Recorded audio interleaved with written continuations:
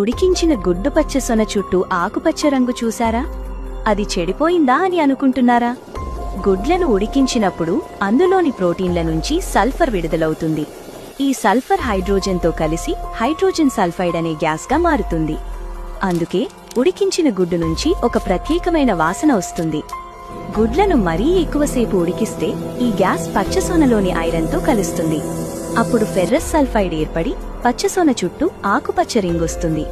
ఇది తినడానికి హానికరం కాదు, కానీ చూడ్డానికి ఎంత బాగోదు. గుడ్లు ఉడికిన వెంటనే ఐస్ వాటర్ లేదా చల్లటి నీళ్లలో వెయ్యాలి. వెంటనే చల్లారిస్తే రియాక్షన్ ఆగిపోతుంది. పచ్చసొన పచ్చగానే ఉంటుంది. గుడ్డు ఆకుపచ్చగా మారితే భయపడకండి, అది సైన్స్. తెలుసుకుంటే వంట ఇంకా పర్ఫెక్ట్ వస్తుంది. ఈ కిచెన్ సైన్స్ మీకు కొత్తగా అనిపిస్తే గుడ్లు తినే మీ ఫ్రెండ్స్ అండ్ ఫ్యామిలీతో ఈ రీల్ని షేర్ చేయండి.